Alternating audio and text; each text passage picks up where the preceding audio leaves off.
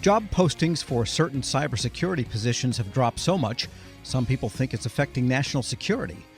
A survey shows fewer openings in insider threat analysis, product security engineering, and DevSecOps. That's according to a look at this by a company called CyberSN, which helps clients manage cybersecurity talent.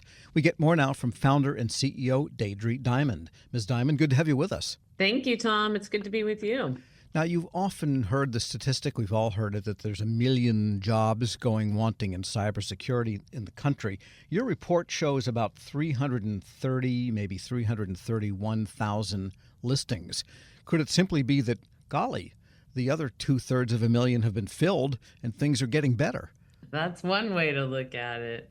I wish that were the case. You know, the 1 million little plus jobs that are open that we've all heard about is a bit of a myth to us all. So there's one piece of data that we're all unsure of. So I would say that what we do know is that there's a decrease in the advertisement of cyber jobs in, corporate US, as well as state and local governments and government contractors. I mean, this data represents, 30 major job boards, as well as websites of Fortune 500 companies. So I don't think anything's getting better. I'm 10 years into this now, and I get, more and more nervous every day. Because burnout has been our biggest threat for the last many, many years. And now with this economic shift causing capitalism to reduce the need of cyber professionals in organizations, burnout is even getting higher and higher. Well, the aggregated numbers then, go through some of the trends of specific job categories that the listings are down for. Yes, well, we're the founders of the job matching taxonomy. It's aligned to NICE. It's extended beyond. And we have 10 categories. And so the 10 categories that we track are all jobs that fall under, defense. So application security, cloud security, those types of roles. There's 13 of them. And then there's the product security category, the management category, GRC, planning, offense, response, education, and research. So in those 10 categories, there's 45 functional cyber roles. Within those 45, you read off the top ones that have decreased, which really represent, tech companies a lot, right? So product security, DevSecOps, those are roles that you traditionally see in companies that are building tech or manufacturing, but mostly tech companies. And that's where we see the largest decrease. There are increases as well in the data. We can talk about that too. But yes, there are 25 in this report that we took the top 25. Right. Yeah. And there's growth in, for example, Chief Information Security Officer, Cybersecurity Technical Writer, Cybersecurity Software Engineer. So as you say, those are going up. I guess my question is, if the categories that are down that we mentioned, could it be that the jobs are filled?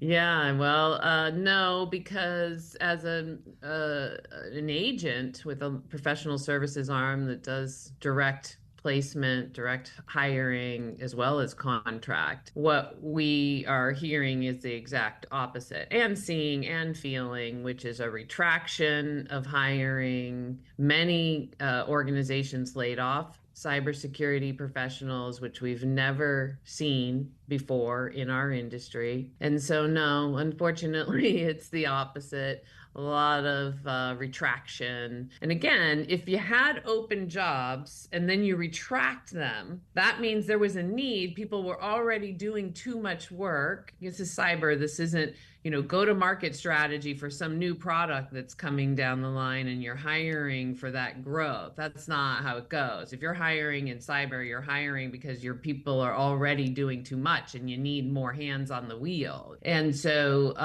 to retract from that means massive problems. There's nothing good happening within these numbers other than the categories that went up.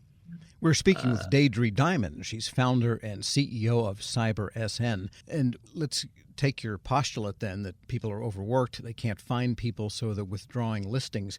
What does that mean, do you think? What's the effect of all of that? Does that mean products will get shipped that are insecure in their coding and so forth? Exactly. They're not retracting the job positions because they don't need them. It's because they need to cut budgets. They need to cut spend. Companies are, in this economic climate for the last 2 years has seriously affected the cyber community.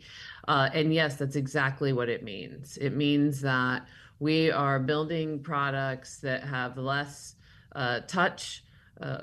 From a security perspective, it means that we're running leaner in most organizations than we were previous years with security talent, and yet we know that the threat landscape continues to grow, significantly grow.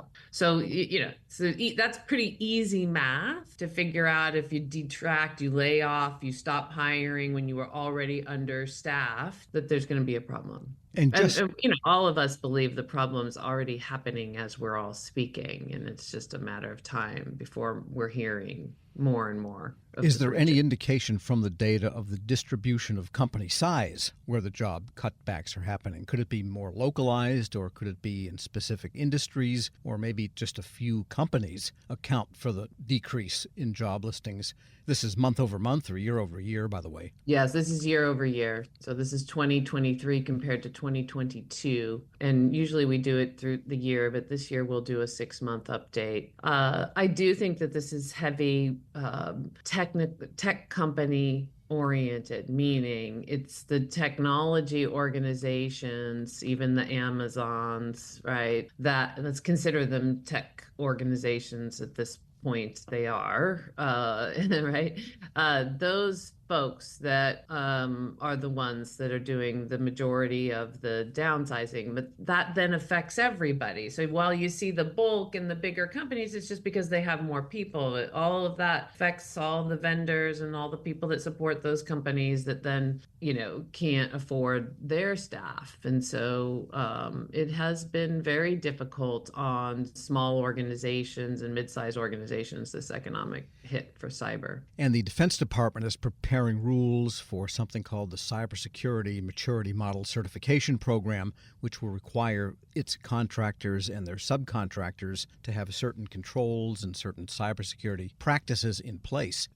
Is it your sense that if contractors are actually cutting back on these listings or not hiring the people they need or not going after, then that could affect their ability to meet those types of goals? Oh, for sure, for sure. And yet we need them. We need those controls. We need the federal government making more regulation. I've been in cybersecurity now for 20 years, and nothing moves the needle the way that the needle needs to be moved other than regulation. So, when PCI was mandated, nobody listened until the fines became real. There was talk of fines. It didn't launch fines from the beginning. I was out there selling, vulnerability management software for Rapid7, and I saw a drastic change. We're seeing the same thing every time we get a new regulation. This last one with the SEC, huge, that's why, more people are hiring chief information security officers and